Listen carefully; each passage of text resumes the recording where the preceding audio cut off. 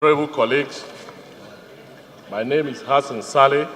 I represent the good people of Ado, Ogbadibo, Opoku Federal Constituency. Mr. Speaker, I'm from Benue State. Mr. Speaker, this motion has to do with the need to investigate the reduction of the cutoff marks for admission into tertiary institutions in Nigeria. The House notes, or the House recalls, that on the 22nd of August in 2017, the Registrar of the Joint Admission and Matriculation Board, JAM, the heads of tertiary institutions, and other stakeholders held a policy meeting on plans and modalities for the conduct of admissions into tertiary institutions for the year 2017-2018 academic session. The House notes that after the said meeting, the Registrar of JAM, Professor Ishak Oloyede, announced that a minimum of 120 marks in the Unified Tertiary Matriculation Examination would be required for placement of candidates into the universities, while 100 marks would be required for placement into polytechnics or colleges of education. The House also notes, Mr. Speaker, that despite the fact that more than 500,000 candidates scored above 200 marks, which represent 50% of the total mark, the Joint Admissions and Matriculation Board still went ahead to announce a 120 cutoff mark, which represents only 30% of the total examination mark of 400, while 100 marks stipulated for polytechnics and colleges of education represents only 25% of the total mark.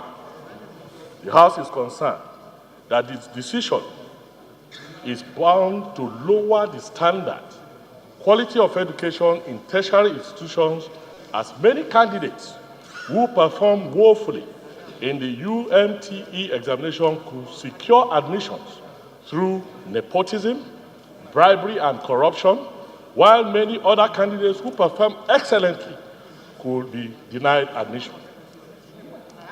The House is convinced that universities are supposed to be centers of excellence for learning, research, and innovations. Hence, the need to always admit the best candidates in order to produce graduates that can compete favorably with their peers anywhere in the world. The House is also convinced that tertiary education should be for those candidates who have the intellectual capacity. Hence, lowering the entry qualification into higher institutions of learning would definitely reduce productivity and peak performance of young people seeking admissions into such institutions.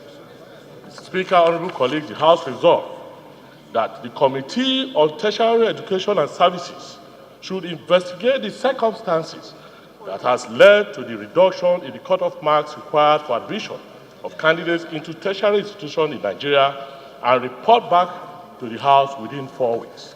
Mr. Speaker, honorable colleagues, I so move.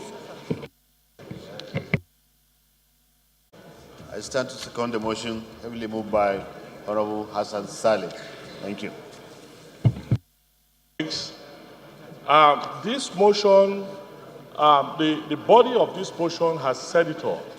Mr. Speaker, we all recall that while we were on vacation or we were on recess, the Registrar of JAM and some stakeholders in the education sector held a meeting and resolved to come out with a policy that the JAM score, the entry marked into Nigerian universities and colleges of education and polytechnics, be reduced from 180 and 160 to 120 and 100 respectively.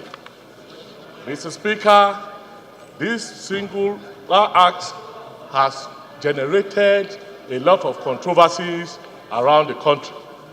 As a matter of fact, there are stakeholders and there are some universities that are opposed to this policy. stating clearly that they would not admit students that have scored below 180. Mr. Speaker, this act is disturbing. It is seen as a means or an avenue for those that do not possess the requisite knowledge, the capacity to move forward, to just flood our Nigerian university. You will all agree with me, Mr. Speaker, honorable colleagues, that our education system as it stands is below average. Our education system has been so bastardized that our certificates do not worth anything outside the shores of our country.